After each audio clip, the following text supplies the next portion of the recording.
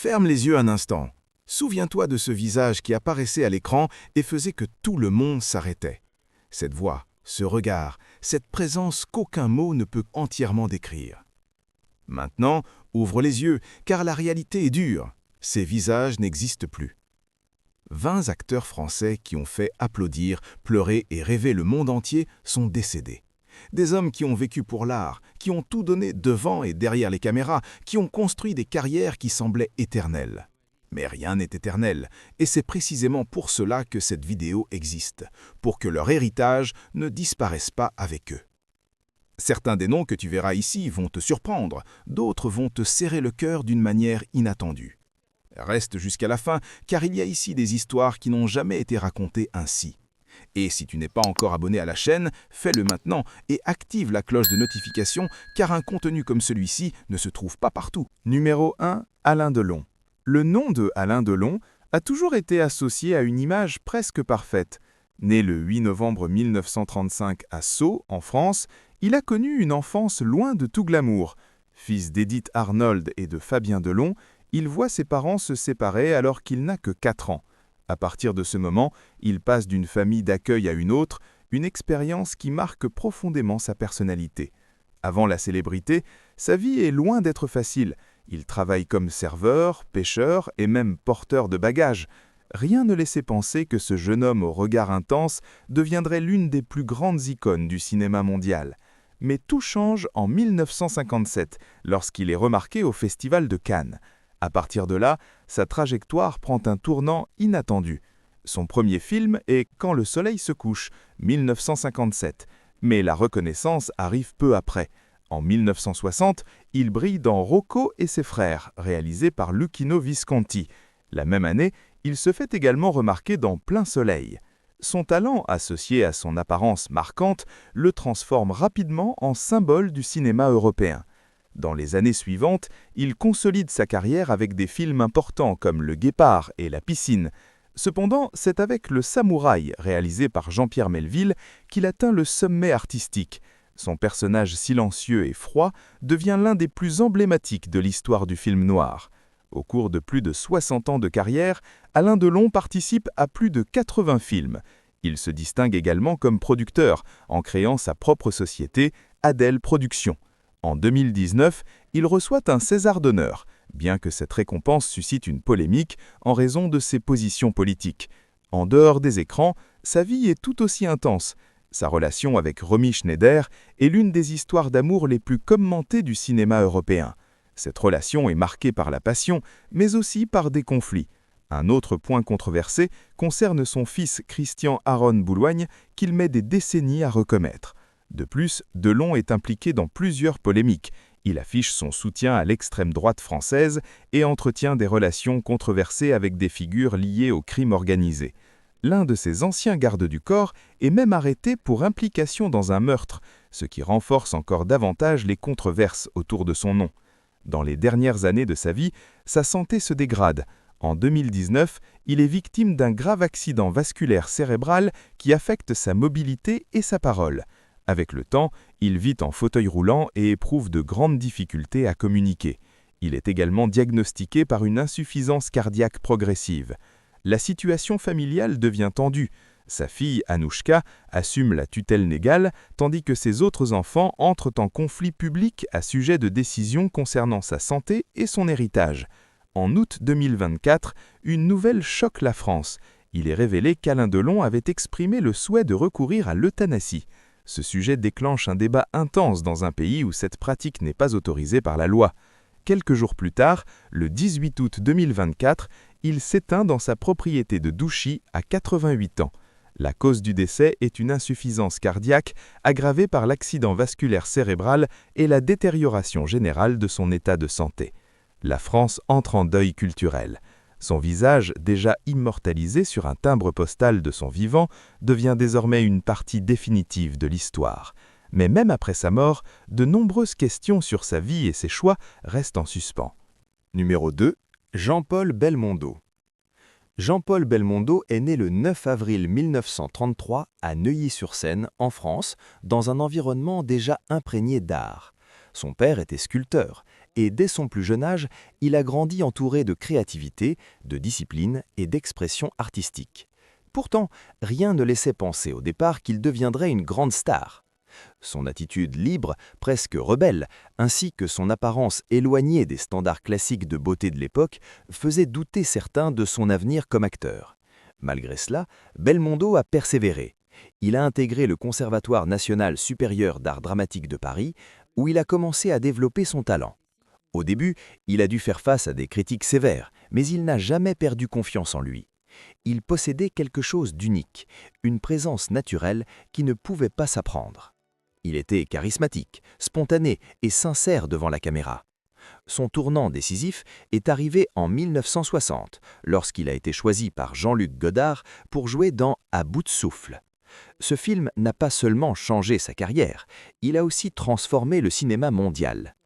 Son personnage, Michel Poicart, était libre, audacieux et imprévisible, incarnant une génération en quête de rupture avec les anciennes règles.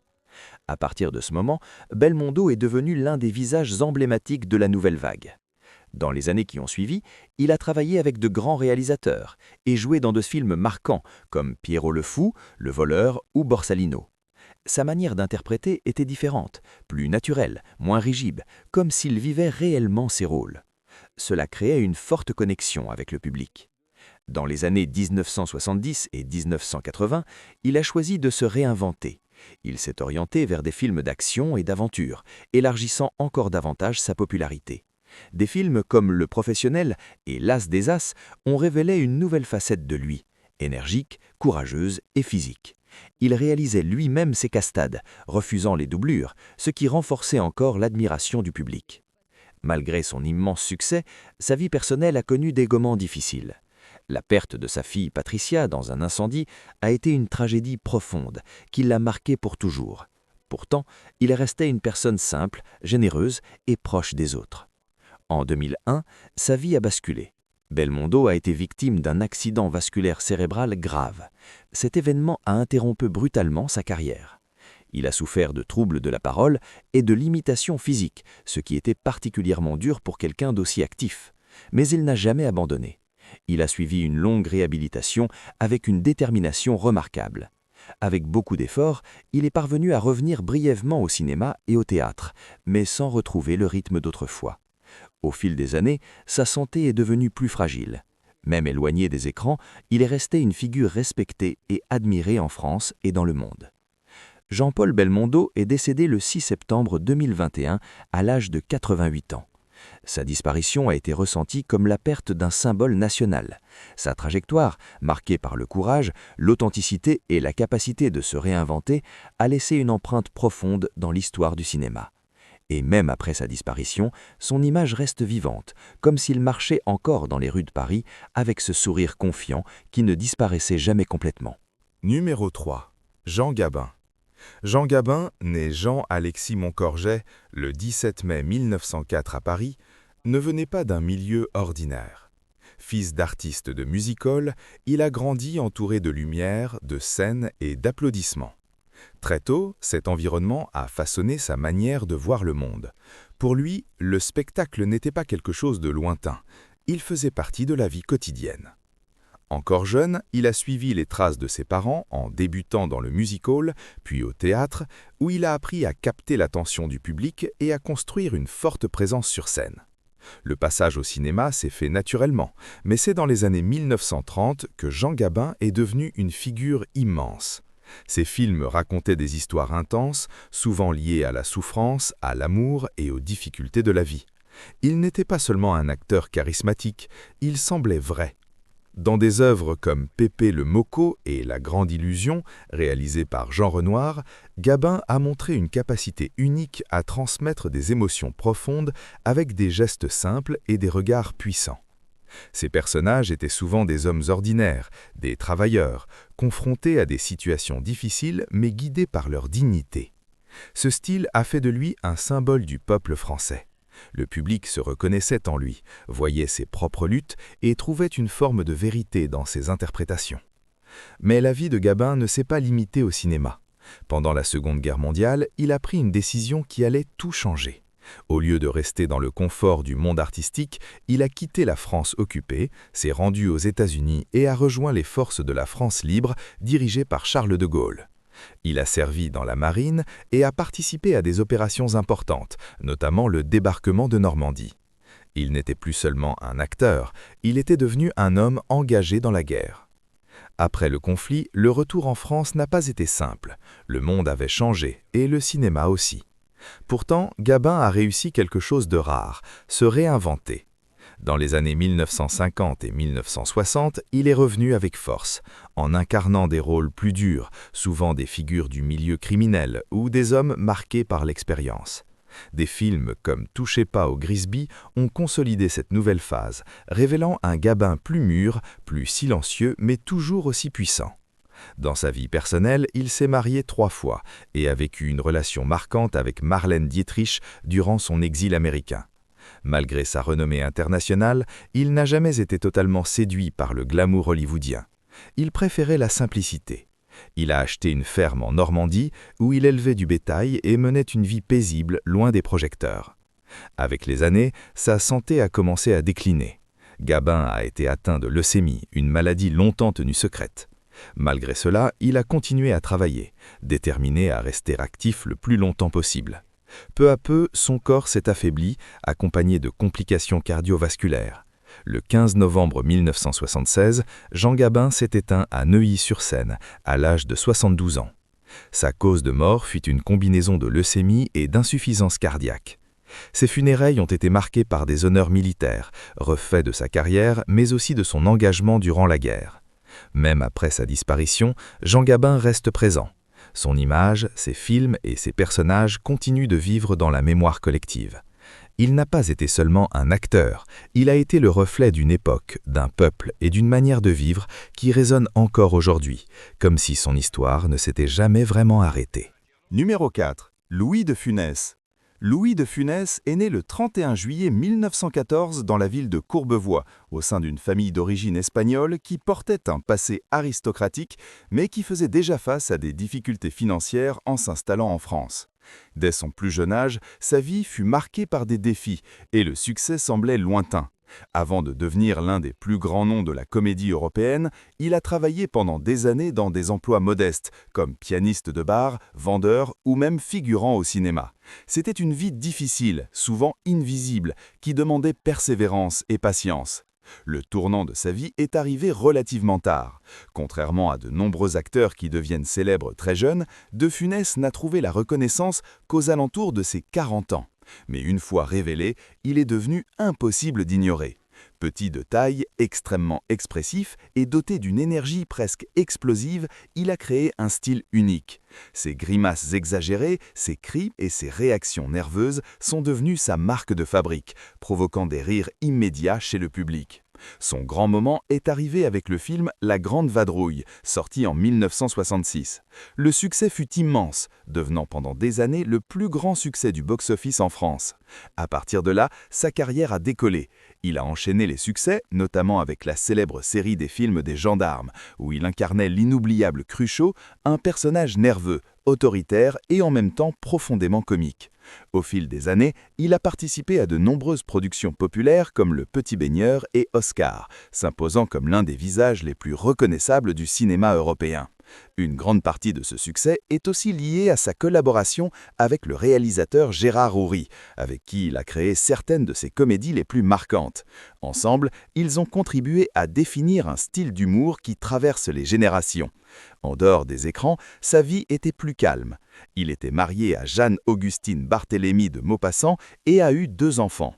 À la recherche de tranquillité, loin de l'agitation du cinéma, il a acheté le château de Clermont, dans la vallée de la Loire, où il a développé une véritable passion pour le jardinage.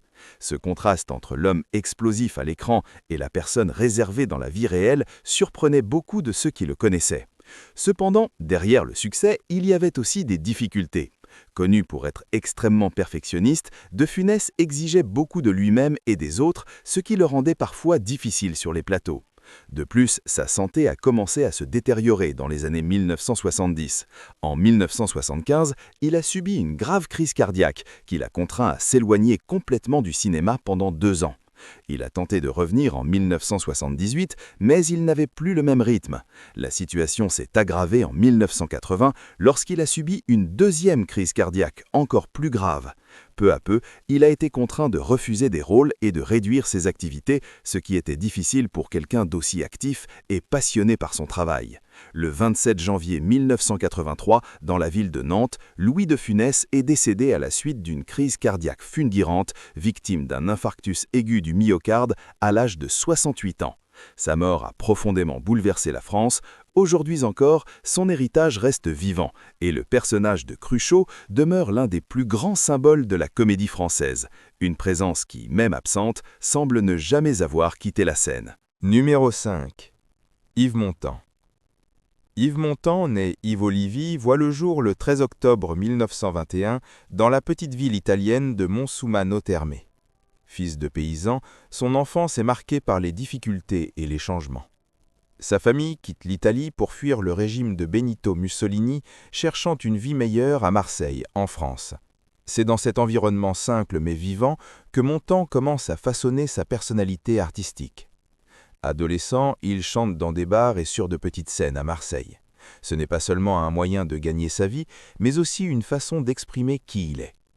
Son talent attire rapidement l'attention, mais le véritable tournant arrive lorsqu'il rencontre Édith Piaf. Elle devient à la fois sa mentor et sa compagne pendant un temps. C'est elle qui transforme Montand en artiste complet, lui apprenant la présence scénique, l'interprétation et la rigueur. Comme chanteur, Montand connaît un immense succès. Sa voix profonde et émotive séduit le public en France et à l'international. Parmi ses interprétations les plus célèbres figurent Les Feuilles mortes, connues dans le monde entier sous le titre Autumn Leaves. Mais sa carrière ne se limite pas à la musique. Au cinéma, Yves Montand brille tout autant. Il joue dans de films marquants comme Le Salaire de la peur, 1953, et Compartiment tueur, 1965, s'imposant comme un acteur polyvalent. Sa présence forte et naturelle à l'écran lui permet de participer à des œuvres politiques importantes comme Z 1969, réalisé par Costa Gavras, ainsi que L'Aveu 1970 et État de siège 1972. Ces films reflètent à la fois son talent et son engagement. Dans sa vie personnelle, Montand vit des relations intenses. Son mariage avec Simone Signoret devient l'un des couples les plus emblématiques de la culture française. Ensemble, ils sont admirés pendant des décennies. Cependant, sa vie sentimentale connaît aussi des épisodes controversés, notamment sa liaison avec Marilyn Monroe lors d'un tournage à Hollywood, un scandale qui fait le tour du monde. Sur le plan politique, Montand est un homme engagé. D'abord proche du communisme, il devient ensuite une critique sévère de l'Union soviétique, adoptant une position indépendante. Dans les années 80, un nouveau scandale éclate. Une relation avec une jeune actrice mène à une affaire judiciaire après sa mort, impliquant une reconnaissance de paternité finalement rejetée par des tests ADN. Ces dernières années sont marquées par une grande fatigue physique et émotionnelle, surtout après la mort de Simone Signoret en 1985. Malgré tout, Montand continue de travailler. Pendant le tournage de IP5, en 1991, il est victime d'une crise cardiaque fulgurante. Il meurt le 9 novembre de cette même année, à 70 ans, laissant ce film comme son adieu au cinéma. Même après sa disparition, sa présence reste forte dans ses chansons, dans ses films et dans la mémoire collective. Et alors que sa dernière apparition continue de vivre à l'écran, son histoire semble encore se prolonger. Numéro 6. Jean-Louis Trintignant. Jean-Louis Xavier Trintignant est né le 11 décembre 1930 dans la petite ville de Piolan, dans le sud de la France. Il a grandi dans une famille provençale, marquée par des traditions simples, mais aussi par un lien fort avec le monde du sport. Son oncle, Maurice Trintignant, était un célèbre pilote de Formule 1, ce qui a éveillé chez lui une passion durable pour l'automobile, qu'il a gardée comme loisir tout au long de sa vie. Malgré cette influence sportive, Jean-Louis a suivi une autre voie. Il a décidé d'étudier l'art dramatique au Conservatoire de Paris, où il a commencé à construire les bases d'une carrière solide. Au début, il s'est consacré au théâtre, apprenant à maîtriser la voix, le corps et surtout le silence, l'une des marques les plus fortes de son jeu d'acteur. Ses débuts dans le cinéma ont eu lieu en 1956, dans le film « Et Dieu créa la femme », réalisé par Jean Vadin. Aux côtés de Brigitte Bardot, il attire immédiatement l'attention, même en étant encore au début de sa carrière. Il dégage déjà une présence particulière, une intensité contenue, presque silencieuse, qui contraste avec le style plus expressif d'autres acteurs de l'époque. La consécration arrive 10 ans plus tard, avec Un homme et une femme, réalisé par Claude Lelouch. Le film remporte la Palme d'Or au Festival de Cannes ainsi que l'Oscar du meilleur film étranger. L'interprétation de Trintignant, délicate et profondément émotive, séduit le public et la critique, faisant de lui l'un des acteurs les plus respectés du cinéma européen. Dans les années suivantes, il travaille avec certains des plus grands réalisateurs européens. Dans Z, dirigé par Costa Gavras, il révèle un côté plus politique et intense. Dans Le Conformiste de Bernardo Bertolucci, il montre une complexité psychologique impressionnante. En 1974, il reçoit le prix d'interprétation masculine à Cannes pour Le Juge et l'Assassin, consolidant encore plus sa réputation. Au cours de sa carrière, il collabore avec de grands noms comme Eric Rohmer, Alain Resnais ou encore Krzysztof Kieślowski. Son style de jeu est unique, sobre, précis, sans excès. Il n'a pas besoin de grands gestes pour transmettre des émotions, un simple regard suffit. Des décennies plus tard, à plus de 80 ans, il surprend le monde avec un retour marquant dans Amour, réalisé par Michael Haneke. Le film remporte à nouveau la Palme d'Or à Cannes et sa performance est considérée comme l'une des plus bouleversantes de l'histoire du cinéma. C'est un portrait brut du vieillissement, de la douleur et de l'amour, des thèmes qui semblent faire écho à sa propre vie. Mais sa vie personnelle a été profondément marquée par des tragédies. En 2003, sa fille, Marie Trintignant, est assassinée par le chanteur Bertrand Cantat. Le choc est immense. À partir de ce moment, Jean-Louis devient encore plus discret, s'éloignant progressivement de la vie publique. Dans ces dernières années, il lutte contre un cancer de prostate qui se propage à d'autres organes. Avec le temps, son état physique se dégrade et il cesse d'accepter de nouveaux projets. Ses proches disent qu'il n'a jamais surmonté la perte de sa fille. Il portait une tristesse silencieuse et constante. Jean-Louis Trintignant s'est éteint le 17 juin 2022 à Paris à l'âge de 91 ans, suite à un cancer avec métastase. Il laisse derrière lui une des carrières les plus cohérentes et les plus intègres du cinéma mondial, marquée par des choix exigeants, des interprétations profondes et une rare intégrité artistique. Une présence qui continue de vivre à travers chaque scène qu'il a laissée. Numéro 7. Gérard Philipe. Gérard Albert Philipe est né le 4 décembre 1922 à Cannes, en France. Fils d'un hôtelier, il grandit sur la Côte d'Azur dans un environnement marqué par la beauté naturelle et la présence constante d'artistes et de visiteurs étrangers. Dès son plus jeune âge, il montre une grande sensibilité et un intérêt pour les arts, ce qui allait définir toute sa vie. Lorsqu'il décide de devenir acteur, il s'installe à Paris, où il suit une formation dans une école de théâtre réputée. Très vite, il se fait remarquer. Son talent est évident, mais il possède aussi une présence scénique exceptionnelle. Jeune, beau et très expressif, il devient rapidement l'acteur le plus admiré de sa génération. On le surnomme alors le prince du cinéma français, autant pour son apparence que pour l'élégance et l'intensité de son jeu. Au cinéma, sa carrière est marquée par plusieurs films importants. Dans La beauté du diable 1950, réalisé par René Clair, il révèle une dimension plus profonde de son talent. 2 ans plus tard, il connaît un immense succès avec Fanfan la tulipe 1952, qui devient le plus grand succès au box-office français cette année-là. Il enchaîne ensuite avec des rôles marquants dans Le rouge et le noir 1954 et Till l'espiègle 1956, confirmant sa capacité à mêler charme et intensité dramatique. Malgré sa réussite au cinéma, Gérard Philipe reste très attaché au théâtre. C'est même sur scène qu'il atteint, selon beaucoup, son sommet artistique. Il devient une figure majeure du Théâtre national populaire, TNP, où il participe à des mises en scène importantes et contribue à rendre le théâtre accessible à un public plus large. Son jeu est décrit comme vivant, intense et profondément captivant. En dehors de sa carrière, il est également connu pour ses engagements politiques. Proche des idées de gauche, il entretient des relations avec des intellectuels influents comme Jean-Paul Sartre et Louis Aragon. Il croit au rôle social de l'art et à la nécessité des artistes de s'impliquer dans les débats de leur époque. Dans sa vie personnelle, il est marié à Nicole Fourcade, avec qui il a 2 enfants. Il aime les activités de plein air, notamment l'équitation, et se passionne pour les voyages. Peu avant sa mort, il se rend au Mexique pour travailler alors qu'il est déjà malade, sans que cela soit connu du public. En effet, Gérard Philipe est atteint d'un cancer du foie à un stade avancé, une maladie gardée secrète.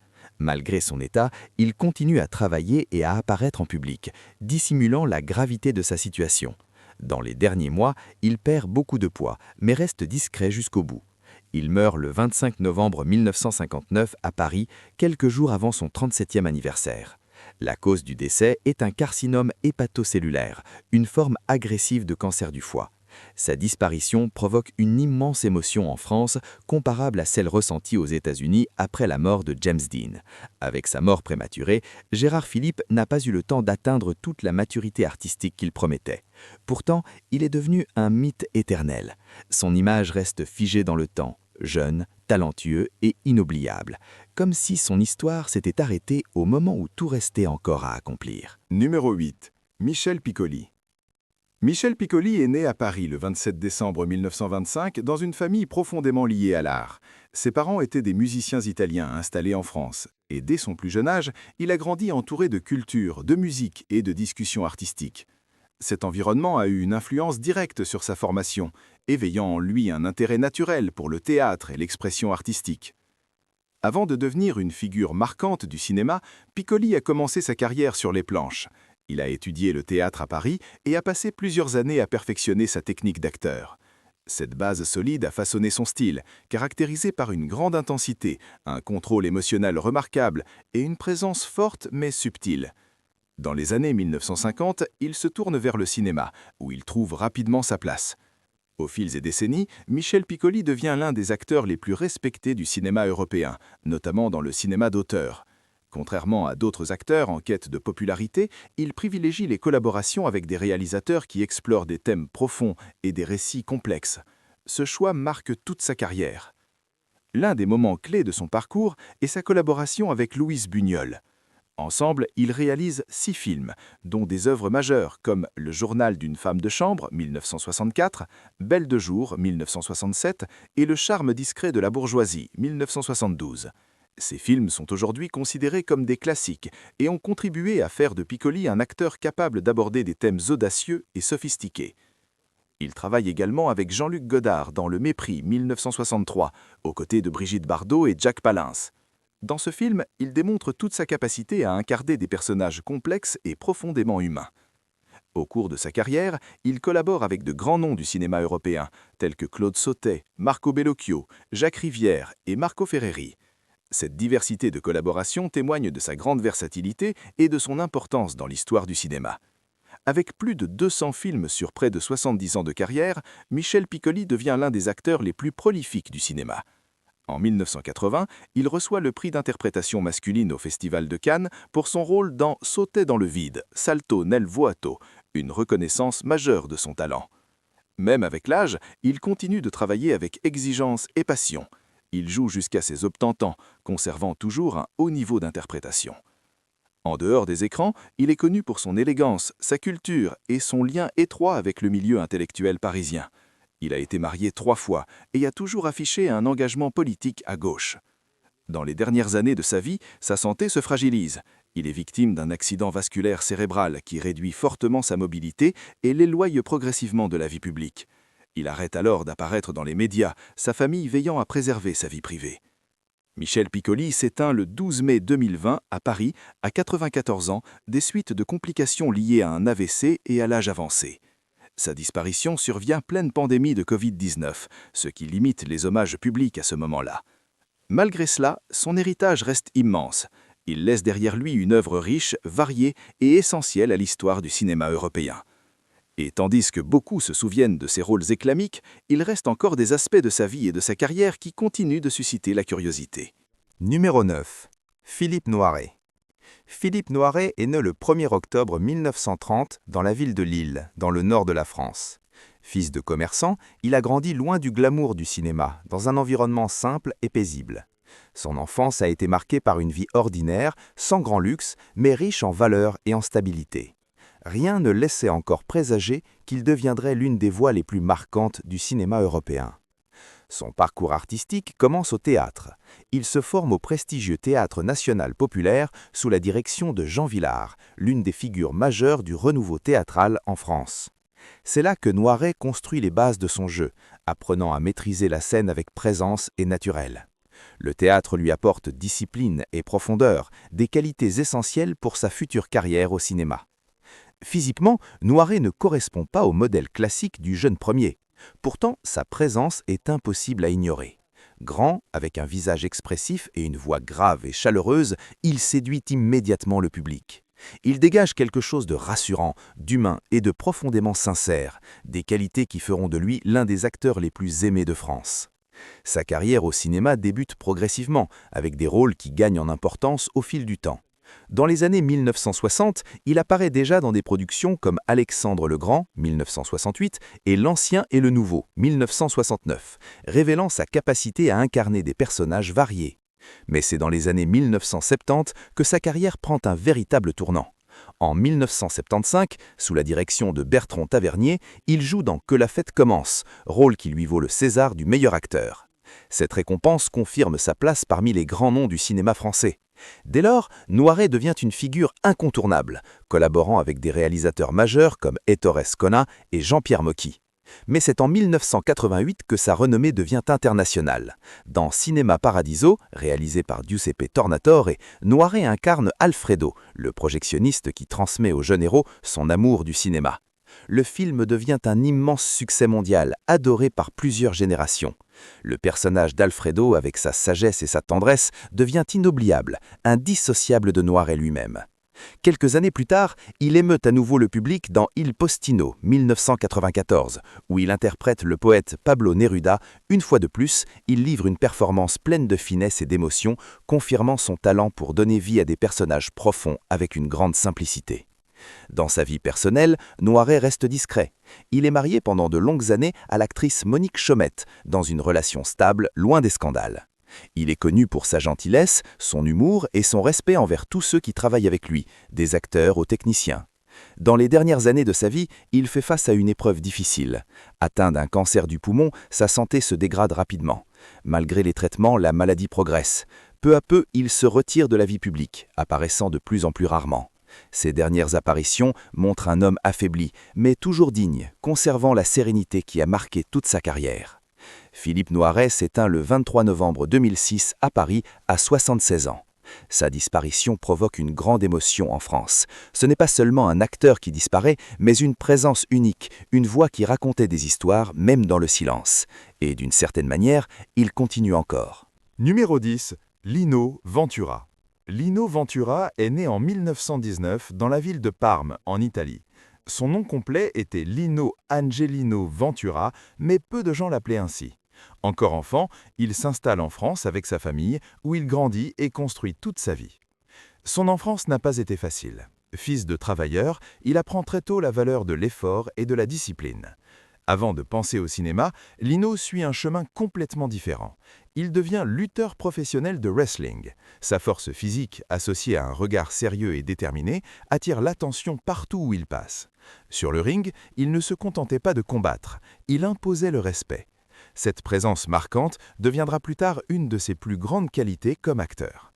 Son entrée dans le cinéma se fait par hasard. Le réalisateur Jacques Becker l'invite à participer au film « Touchez pas au Grisby » en 1954. Aux côtés du grand Jean Gabin, Lino surprend tout le monde. Même sans formation théâtrale, son jeu semble naturel, vrai, presque comme s'il ne jouait pas, mais vivait son personnage. Jean Gabin reconnaît immédiatement ce talent rare. Avec le temps, Lino cesse d'être seulement un protégé pour devenir un égal. À partir de là, sa carrière prend de l'ampleur. Il devient connu pour incarner des hommes durs, silencieux et remplis de conflits intérieurs. Ce ne sont pas des héros parfaits, mais des êtres humains, avec leurs doutes, leurs douleurs et leurs choix difficiles. L'un des moments les plus marquants de sa carrière se déroule dans le film L'Armée des Ombres, réalisé par Jean-Pierre Melville en 1969. Dans ce rôle, Lino livre une performance intense et profonde, encore considérée aujourd'hui comme une des meilleures du cinéma français. Il brille aussi dans d'autres films importants, comme Le Clan des Siciliens et La Gifle. En 1972, il interprète Jean Valjean dans l'adaptation télévisée de Les Misérables, conquérant encore davantage le public. Malgré le succès, Lino ne perd jamais son essence. Il n'a jamais fréquenté d'école de théâtre. Tout ce qu'il fait vient de l'instinct. Sa force réside dans la simplicité et la vérité. Il refuse des rôles auxquels il ne croit pas, surtout ceux qui contiennent une violence gratuite. Pour lui, le cinéma doit avoir un sens. Dans sa vie personnelle, Lino est un homme très différent des personnages qu'il incarne. Il est doux, calme et profondément attaché à sa famille. Marié à Odette, il vit une relation solide et discrète. Ensemble, ils ont 4 enfants. Une d'elles, Linda, née avec une trisomie 21. Cet événement transforme profondément sa vie. Guidé par l'amour pour sa fille, Lino fonde en 1966 l'association Personneige. Son objectif est d'aider les personnes en situation de handicap intellectuel et leurs familles. Il consacre une grande partie de son temps à cette cause, prouvant que sa grandeur dépasse largement le cinéma. Dans les années 1980, sa santé commence à décliner.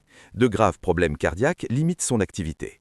Même après une opération difficile, il continue à travailler, mais il n'a plus la même force. Pourtant, sa présence reste marquante. Le 22 février 1987, Lino Ventura s'éteint à l'âge de 67 ans, victime d'une crise cardiaque. Sa disparition laisse un grand vide dans le cinéma français, mais son légat demeure, non seulement à travers ses films, mais surtout à travers son humanité. Et en tant que ses œuvres continuent d'être découvertes par de nouvelles générations, une question commence à surgir doucement. Qui était vraiment l'homme derrière ce regard ferme et inoubliable? Nous sommes arrivés à la fin, mais la vérité est que ces histoires ne se terminent jamais vraiment. Car un acteur qui a marqué la vie de millions de personnes ne disparaît pas quand il meurt.